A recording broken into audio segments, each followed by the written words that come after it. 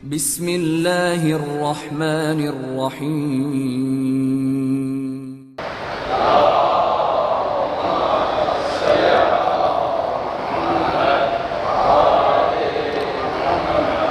بسم اللہ الرحمن الرحیم قال الحکیم فی کتابہ المجید بسم اللہ الرحمن الرحیم یا ایہا الذین آمنوا اتقوا اللہ وکونوا مع الصادقین۔ حضرات محترم، سب سے پہلے میں اپنے نفس کو اور آپ برادران کو تقوی الہی کی وصیت و نصیحت کرتا ہوں، اور اللہ تبارک و تعالیٰ سے دعا گو ہوں کہ اللہ تبارک و تعالیٰ ہم سب کو راہ تقوی کو شناخت کرنے اور عملی زندگی میں اس پر عمل پیرا ہونے کی توفیق عطا فرمائے۔ عزیزان محترم، خطبہ اول کی مناسبت سے اس آیہ وافی ہدایہ کی روشنی میں چند جملے عرض کرنا چاہوں گا۔ پہلا مرحلہ ہے کہ اس آیہ مبارکہ کا پیغام کیا ہے، اس مسئلے پہ چند جملے عرض کروں۔ یہ 3 مراحل پر مشتمل اللہ تعالیٰ کا پیغام ہے۔ یہ انسانی زندگی کا جو پریکٹیکل بیہیویئر ہے، ہونا چاہیے، اس کی طرف اللہ تعالیٰ نے توجہ دلائی ہے۔ آبجیکٹو بیان کر دیا گیا ہے، مقصد حیات انسانی، جو میں نے گزشتہ گفتگو میں عرض کیا تھا اس بارے میں کہ یہی کلیدی مسئلہ ہے۔ نسل آدم اپنے مقصد حیات کو نہیں پہچان پا رہی، اور انبیاء کی جو تحریک ہے اس کا بنیادی مقصد جو ہے وہ یہ چیز ہے۔ اگر ہمارے سامنے مقصد حیات روشن ہے کہ ہماری زندگی کا مقصد اللہ تعالیٰ کی رضا حاصل کرنا ہے، باقی نبوت ہے، امامت ہے، ولایت ہے، نماز ہے، روزہ ہے، حج ہے، زکوٰۃ ہے، شادی ہے، بچے ہیں، مال کمانا ہے، خرچ کرنا ہے، اگر ہمارا کانسیپٹ کلیئر ہے کہ ان میں سے کوئی چیز بھی ہماری زندگی کا آبجیکٹو نہیں ہے، بلکہ سب چیزیں قابل قدر بھی ہیں، ان کی اہمیت بھی ہے، لیکن وہ سب وسیلہ ہیں۔ نبوت ایک وسیلہ ہے، امامت ایک وسیلہ ہے، ولایت ایک وسیلہ ہے، نماز ایک وسیلہ۔ اصل آبجیکٹو کیا چیز ہے؟ آبجیکٹو ہے کہ جب ہم دنیا سے جائیں تو اللہ ہم سے راضی ہو، اللہ تعالیٰ کی رضا حاصل کرنا۔ اگر ہم نے سب کچھ کر لیا، نمازیں بھی پڑھیں اور پڑھائیں بھی، مجلسیں سنیں، مجلسیں پڑھیں، سب کچھ کیا، مال کمایا بھی، خرچ بھی کیا، خمس بھی دیا، زکوٰۃ بھی دی، لیکن اینڈ آف دا ڈے جب ہم دنیا سے جا رہے تھے تو ہمارے نامہ اعمال میں جو اینڈ رزلٹ لکھا ہوا تھا وہ یہ تھا کہ یہ شخص جو ہے یہاں آیا، اس نے سب کچھ کیا، لیکن اللہ راضی نہیں تھا اس سے۔ تو حضرت سید الشہداء کے فرمان کے مطابق اس نے کچھ بھی نہ پایا، سب کچھ کھو دیا ہاتھ سے، کیونکہ اپنے مقصد کو حاصل ہی نہیں کر سکا۔ یہ انتہائی خطرناک چیز ہے کہ ہم نمازوں کے پیچھے لگے ہوئے ہیں، مجلسوں کے پیچھے لگے ہوئے ہیں، ماتم کے پیچھے لگے ہوئے ہیں۔ بہت اچھی بات ہے، ضرور کریں، لیکن اس کو مقصد نہ سمجھیں۔ ہر عمل کرنے کے بعد مجلس پڑھیں، مجلس سنیں، بعد میں محاسبہ کریں، بھئی اس عمل کے ذریعے سے جو مقصد ہے اللہ کی رضا، وہ حاصل ہوا کہ نہیں ہوا۔ اگر وہ حاصل نہیں ہوا تو اس کا مطلب ہے کہ یہ تو میں نے ریسورس کو تو میں نے ویسٹ کر دیا، پھر ٹائم تو ختم ہو گیا۔ اس مجلس کو پڑھنے کے لیے یا سننے کے لیے یا نماز کو پڑھنے کے لیے یا پڑھانے کے لیے ٹائم تو خرچ ہوا نا، وہ ریسورس جو میرا تھا وہ تو میں نے اس کو یوٹیلائز کیا، اینڈ رزلٹ نہیں لیا کچھ بھی میں نے۔ یہ ایک انتہائی خطرناک پہلو ہے انسانی زندگی کا۔ اسے جو اللہ تعالیٰ نے ارشاد فرمایا نا فہم غافلون، وہ غفلت میں چلے گئے۔ غفلت اسی کو کہتے ہیں، یہ جو بیہیویئر ہے نا کہ اپنے مقصد حیات کے بارے میں سوچنا ہی نہ، کہ میں یہ نمازیں کیوں پڑھ رہا ہوں، میں روزے کیوں رکھ رہا ہوں، میں ساری مجلسیں کیوں سن رہا ہوں۔ آبجیکٹو جو ہے اللہ کی رضا حاصل کرنا۔ یہ جو آیہ کریمہ میں نے آپ کی خدمت میں بھی عرض کی ہے، یہ آیہ کریمہ جو ہے اصل میں ایک پریکٹیکل بیہیویئر ہے انسانی زندگی کا۔ 3 مراحل پر مشتمل ہے۔ پہلا مرحلہ ہے یا ایھا الذین آمنوا، ایمان. ایمان سے مراد یا مومن سے مراد ہمارا مروجہ جو نظام ہے اس وقت، اس کے مطابق میں آپ سے کہتا ہوں آپ مومن ہیں، آپ مجھے کہتے ہیں. یہ چیز جو ہے یہ پیمانہ نہیں، نہ میرے کہنے سے کوئی شخص مومن بنتا ہے، نہ میں کسی کے گھر پیدا ہو جاؤں تو میں خود بخود مومن بن جاؤں گا، اور نہ آپ کے کہنے سے میں مومن بنوں گا. ایمان حاصل کرنے والی چیز ہے، اس کے لیے خون جگر پلانا پڑتا ہے انسان کو، یہ بہت مشکل کام ہے، اور ایمان کی حفاظت کرنا اس سے بھی زیادہ مشکل کام ہے. یہ بہت ہی ڈیفیکلٹ ٹاسک ہے. پھر دوبارہ دہراؤں، کسی کے گھر پیدا ہونے سے کوئی شخص مومن نہیں بنتا عزیزان. کہ اگر یہ خیال ہے کہ میں غلام حسین کے گھر پیدا ہو گیا اور اس نے میرا نام غلام حسنین رکھ دیا تو میں خود بخود مومن بن جاؤں گا، ایسا کچھ نہیں ہوا کرتا. ایمان حاصل کرنے والی چیز ہے، اس کے لیے محنت کرنی پڑتی ہے، خون جگر پلانا پڑتا ہے. پھر ایمان کی حفاظت کرنا اس سے بھی زیادہ مشکل کام ہے، کیونکہ جو فریق مخالف ہے جس کا ذکر سورہ یاسین میں اللہ تعالیٰ نے فرمایا کہ وَلَا تَتَّبِعُوا خُطُوَاتِ الشَّیطان إِنَّهُ لَکُمْ عَدُوٌّ مُبِینٌ. یہ جو کھلا کھلا دشمن ہے، فریق مخالف کا آبجیکٹو کیا ہے؟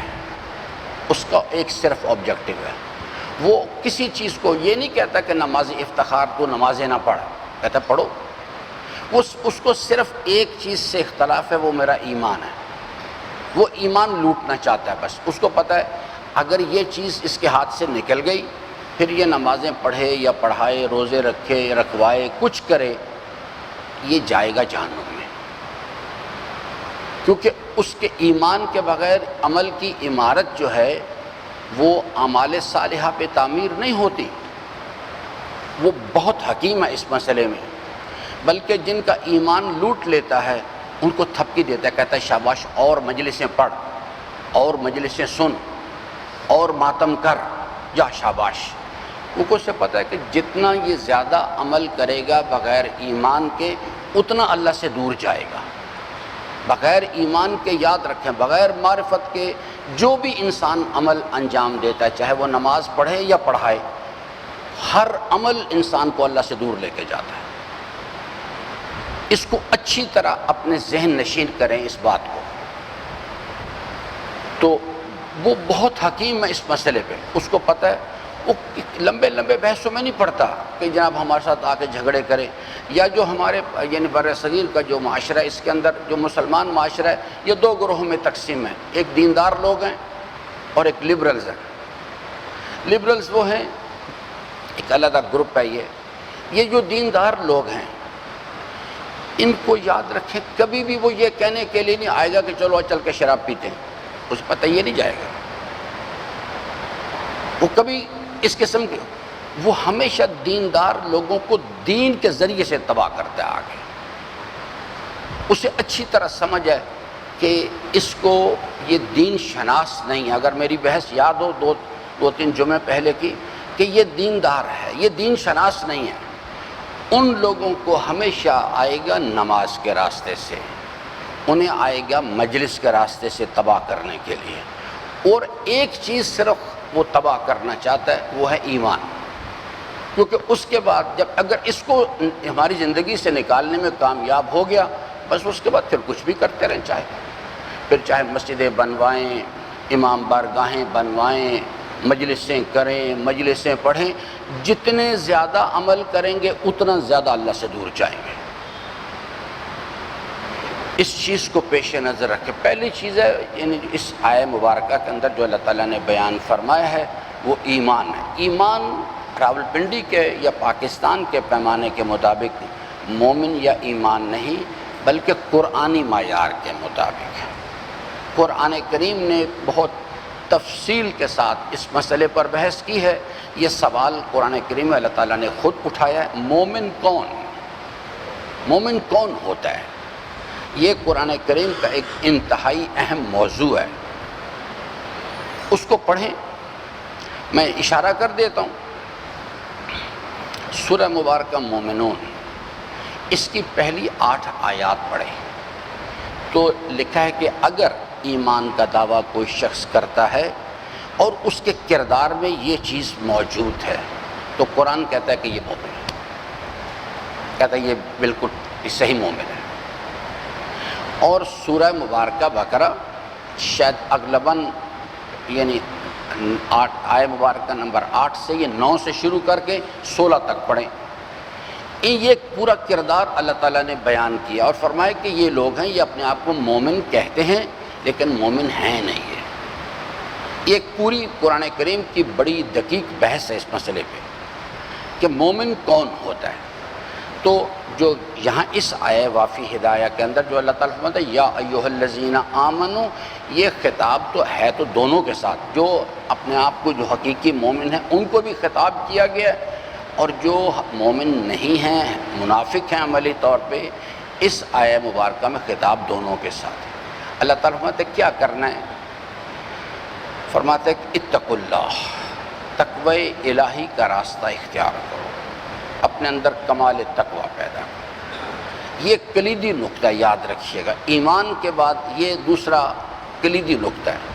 اگر یہ کرنے میں انسان کامیاب نہیں ہوتا تو جو اس وقت میں چند جملے اس مسئلے پر صلاحیت تقوی اپنے اندر پیدا کریں۔ یہ ایمان کی طرح صلاحیت تقوی جو ہے یہ بھی حاصل کرنے والی چیز ہے کہ اس بنیاد پر یہ کلیم کرنا کہ میں امیر المومنین میرے امام ہیں اور وہ امام المتقین ہے تو میں متقی ہوں، یہ اشتباہ، ایسی کوئی چیز نہیں۔ کوئی نہ خود بخود کوئی مومن بنتا ہے اور نہ ہی خود بخود کوئی متقی بن جاتا ہے۔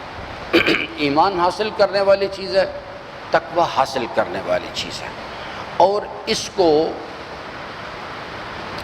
روزانہ کی بنیاد پہ، یہ نہیں ہے کہ ونس اپان اے ٹائم سال میں کوئی ایک آدھ مرتبہ جیسے ہم محرم کے ایام میں مجالس وغیرہ برپا کرتے ہیں یا ماہ رمضان المبارک میں روزہ وغیرہ جو ہے اس کا اہتمام کرتے ہیں، ایسی چیز نہیں۔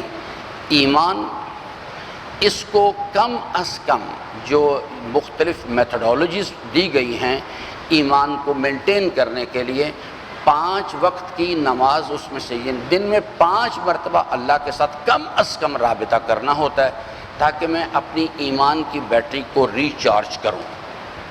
یہ دس از دا منیمم، اور ساتھ کچھ امور ہے کہا گیا کہ ان کے قریب مت جانا ورنہ اگر یہ روش اختیار کی تو یہ تمہارے ایمان کو تباہ کر دیں گے۔ یہ چیز اسی طرح سے تقوی جو ہے یہ حاصل کرنے والی چیز ہے، ریگولرلی روزانہ کی بنیاد پر کتب علیکم الصیام کی ایکسرسائز کرنی پڑتی ہے، نفس کی خواہشات کی مخالفت کی مشق کرنی پڑتی ہے۔ وہ ایک تفصیل ہے، ایک صرف میں نے بارہا مشورہ دیا، دوبارہ عرض کر دیتا ہوں کہ میرے عزیزان، امیر المومنین کا مشورہ میرا نہیں ہے، فرماتے یا تو عالم ربانی بن جاؤ اور یا کسی کی صحبت اختیار کر لو ورنہ اپنے آپ کو خسارے سے نہیں بچا سکو گے۔ اور یہ جو فیس بک کی اور سوشل میڈیا کی صحبت ہے، اس میں سادہ سی بات آپ کو بتا دوں، 99% گمراہ ہونے کے امکانات ہیں، کوئی 1% کو ایسا شاید کوئی امکانی صورت ہے کہ انسان بچ جائے، ورنہ 99 دشمن نے سوشل میڈیا پہ باقاعدہ قبضہ کر لیا ہوا ہے۔ اب میں موقع نہیں ہے، نہ اس کا یہ محل ہے اس کا کہ میں اس کی تفصیل عرض کروں، لیکن آپ کو خلاصہ بتا رہا ہوں کہ سوشل میڈیا پہ اس وقت دشمن کا جو حزب الشیطان ہے اس کا یعنی مکمل طور پہ قبضہ ہے۔ جو اکثر میٹیریل آ رہا ہے وہاں پہ وہ بنیادی طور پہ اسی فلٹر سے نکل کے آ رہا ہے۔ تو اس لیے اگر آپ کا یہ خیال ہے کہ آپ سوشل میڈیا کے ذریعے سے وہ چیز جو کہ حضرت کے اس فرمان گرامی کی کو پورا کر لیں گے کہ کسی عالم ربانی کی صحبت اختیار کریں تو اس میں 99% گمراہ ہونے کے امکانات ہیں۔ وہ آپ کا جو پرسنل کانٹیکٹ ہے یہ ضروری، اس وقت یہ ضروری ہے۔ پھر استاد اگر کسی مرحلے پر آپ کو تربیت کے مرحلے سے گزارے اور پھر ایک مرحلے پر پہنچ کے جیسے ایک بچہ شروع میں ماں اس کو اجازت نہیں دیتی، وہ اس کو اسے کھانا کھلاتی ہے، اسے سردی گرمی سے بچاتی ہے، لباس کا خیال کرتی ہے۔ پھر ایک وقت آتا ہے کہ آہستہ آہستہ آہستہ گریجول نورشمنٹ کے نتیجے میں بچہ بڑا ہونا شروع ہوتا ہے، پھر وہ چلنا شروع کرتا ہے، پھر وہ اسے بتاتی ہے بیٹا یہ کرو یہ نہ کرو۔ پھر ایک وقت آتا ہے آہستہ آہستہ وہ ایک لیول پر پہنچتا ہے، پھر وہ بچہ باہر جانا شروع کر دیتا ہے، پھر ماں بھی مطمئن ہوتی ہے کہ اب اسے سمجھ آ گئی۔ ایمان انسان کی زندگی میں اسی طرح جوان ہوتا ہے۔ جب وہ استاد سمجھ جائے گا جو آپ کی روحانی ماں ہے، تو پھر آپ کو خود بخود کہے گا جاؤ شاباش کام کرو جا کے۔ لیکن اس سے پہلے آپ اس کے ساتھ رابطہ رکھیں، اور یہ میں جو آپ کی خدمت میں عرض کیا ہے یہ اس آیہ مبارکہ کی عملی تفصیل ہے، والذین جاہدوا فینا لنہدینہم سبلنا۔ یہ اس کی عملی تشریح میں نے اردو زبان میں عرض کر دی ہے۔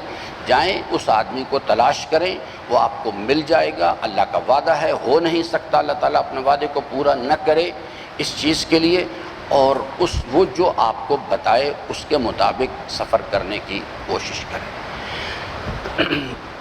دو چیزیں میں نے آپ کی خدمت، ایمان حاصل کرو کسی طرح سے، اگر اس آبجیکٹو کو حاصل کرنا ہے کہ جب ہم دنیا سے جائیں تو اللہ راضی ہو، ایمان حاصل کرو۔ دوسرا صلاحیت تقوی پیدا کرو، اور تیسری چیز ہے کونوا مع الصادقین۔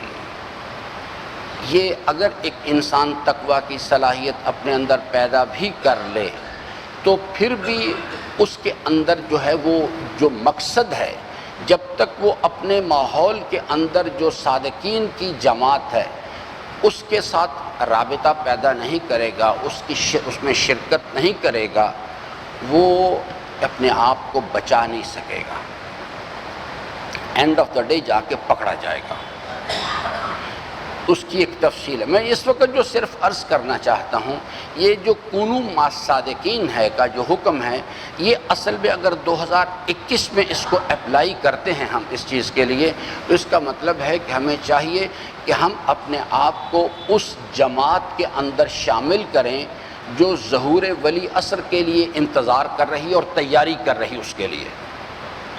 ہمیں اپنے آپ کو اس جماعت کے اندر شامل کرنا ہے، لیکن اس جماعت میں شامل ہونے کے لیے تقوی شرط ہے پہلے، اس کے بغیر آپ کو نہیں سمجھ آئے گی بات کبھی بھی۔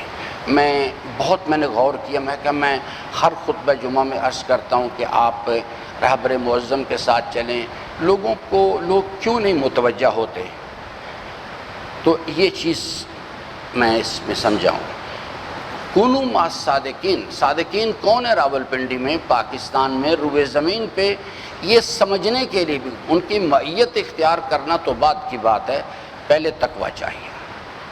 اگر یہ نہیں ہے تو آدمی سمجھ بھی نہیں سکتا، نہ اس تحریک کو سمجھے گا، اور نہ ہی یعنی وہ صادقین کے جو اس گروہ کے جو افراد ہیں، صرف آغا علی خامنہئی نہیں، آغا علی خامنہئی تو اس موومنٹ کو حضرت کی غیبت کبریٰ کے زمانے میں لیڈ کر رہے ہیں۔ یہ لوگ ہر جگہ موجود ہیں، آسٹریلیا کے اندر بھی ہیں، لیٹن امریکہ کے اندر بھی ہیں، افریقہ میں بھی ہیں، ایشیا کے اندر بھی ہیں، پاکستان کے اندر بھی موجود ہیں۔ کونوا مع الصادقین، لیکن یہ ایک بات سمجھ وہ سکتا ہے آدمی، صادقین دو اس کے سٹیپس ہوتے ہیں۔ ایک ہوتا ہے پہلے شناخت کرنا کہ اچھا یہ لوگ ہیں، یہ ہے اور یہ ہے۔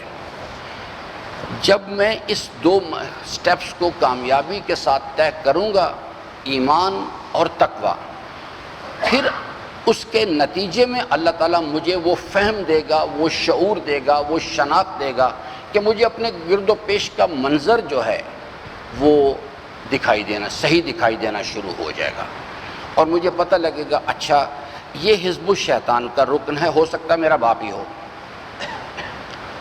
سکتا ہے میرا بیٹا ہو سکتا ہے ہمارے یعنی آپ تشریف لائیں مسجد، پتہ لگے کہ افتخار مرزا حزب الشیطان کا ممبر ہے۔ معیار شناخت، لیکن یہ شناخت جب ملے گی جب انسان تقوی کی صلاحیت پیدا کرے گا، اس سے پہلے نہیں ملے گی۔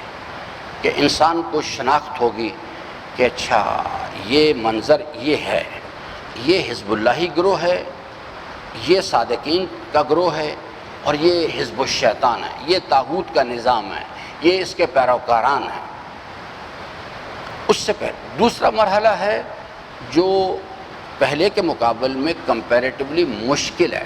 بعض اوقات ایسا ہوتا ہے ایک انسان کو سمجھ آ جاتی ہے۔ آپ دیکھیے نا، کربلا پہ غور کریں، یہ دو کردار کربلا کے یعنی یزیدی فوج کے کلیدی حیثیت رکھتے ہیں، ایک عمر ابن سعد اور دوسرا قاضی شرح۔ آپ یہ نہیں کہ یہ بالکل بھی کہ عمر ابن سعد کو پتہ نہیں تھا، سمجھ ہونے کے باوجود بھی صادقین کا ساتھ دینا جو ہے، اس کے لیے وہ یقین چاہیے، اللہ تعالیٰ کے جلال و جمال کا یقین چاہیے۔ بس اوقات سمجھ بھی آ جاتی بات کی، خود آپ ان مکالمات کو پڑھیں جو عمر ابن سعد کے ساتھ ہوئے۔ کون بے وقوف کہتا ہے کہ عمر ابن سعد کو نہیں پتہ تھی بات؟ اسے سب کچھ پتہ تھا، ہم سے زیادہ بہتر طور پہ پتہ تھا اسے، لیکن صادقین کا ساتھ دینے کے لیے میرے پاس اللہ تعالیٰ کے جلال و جمال کے یقین کی توانائی چاہیے۔ بہت سارے لوگ ہیں تاریخ میں جو عمر ابن سعد کی طرح سمجھ گیا۔ قاضی شرح کے سامنے تاریخ بتاتی ہے یہ بھی سمجھتا تھا ساری بات، یہ امیر المومنین کے دور حکومت میں کوفہ کا قاضی تھا، یہ نہیں ہے کہ یہ اچانک اوپر سے اتر کے آ گیا تھا، اس کو سب سمجھ تھی اسے۔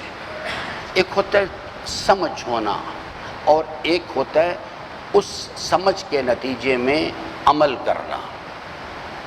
قاضی شرح کو بھی سب کچھ پتہ تھا۔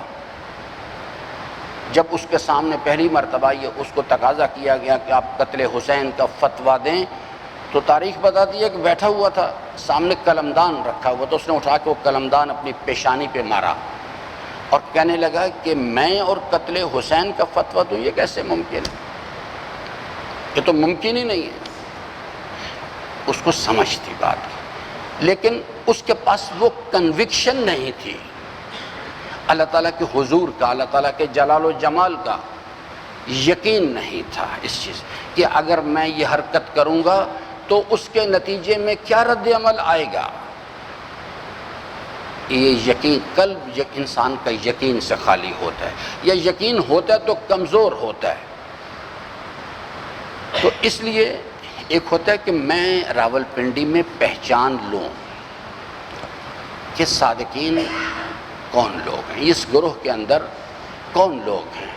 ایک ہوتا ہے میں نے ان کی معیت اختیار کرنی، ان کے ساتھ ان سٹیپ ہو کے چلنا ہے۔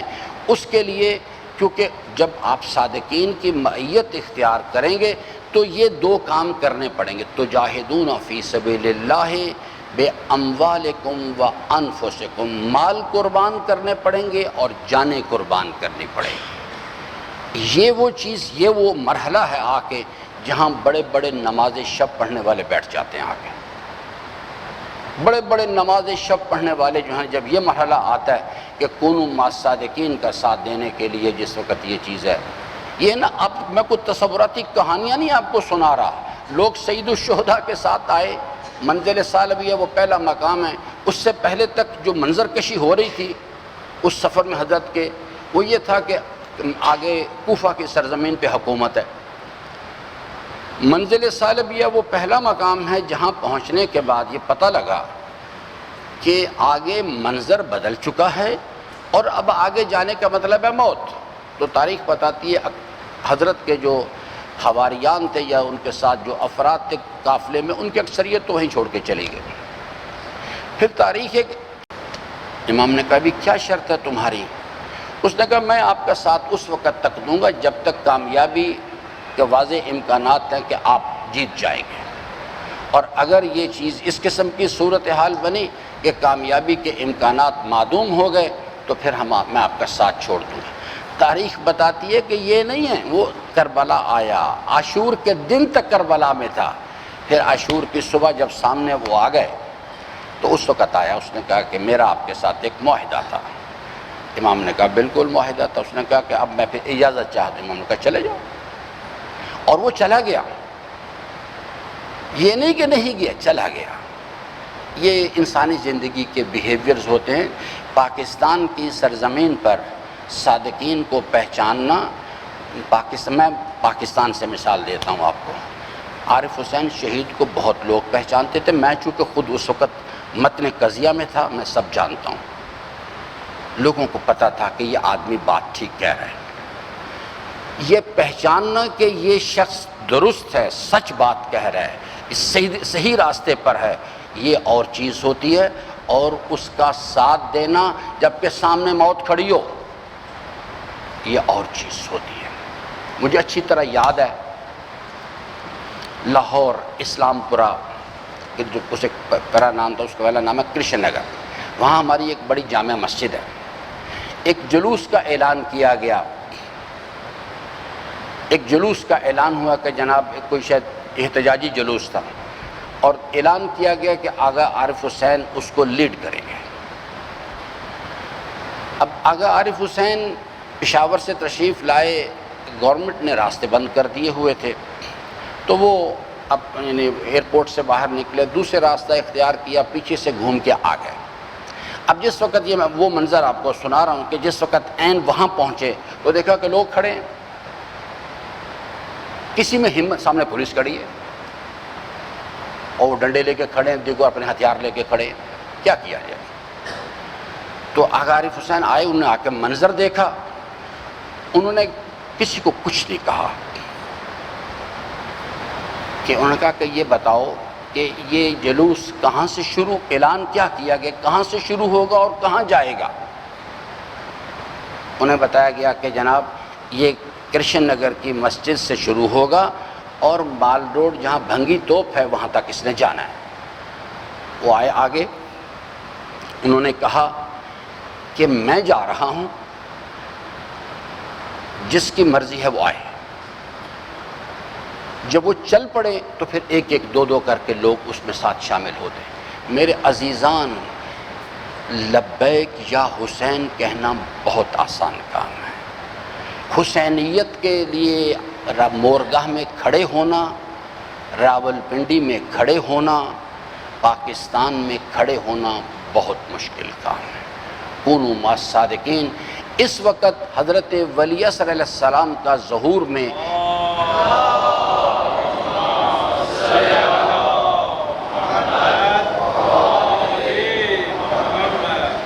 سب سے بڑی رکاوٹ یہی مرحلہ ہے، لوگ کونوا مع الصادقین کرنے کے لیے تیار نہیں ہیں۔ اسی وجہ سے کربلا میں اتنی بڑی تباہی ہوئی، اسی وجہ سے جنگ صفین میں امیر المومنین کو سلو کرنی پڑی، اسی وجہ سے جنگ احد کے اندر یہ مسائل پیدا ہوئے کہ کونوا مع الصادقین کے حکم پر لوگ عمل نہیں کرتے۔ اللہ تعالیٰ سے امیدوار ہوں کہ اللہ تبارک و تعالیٰ ہم سب کو اپنی رضا کی راہیں جو ہیں ان کو شناخت کرنے اور ان پر عمل پیرا ہونے کی توفیق عطا فرمائے۔ بسم اللہ الرحمن الرحیم۔ انا آتیناک الکوثر فصل لربک وانحر ان شانئک ھو الابتر۔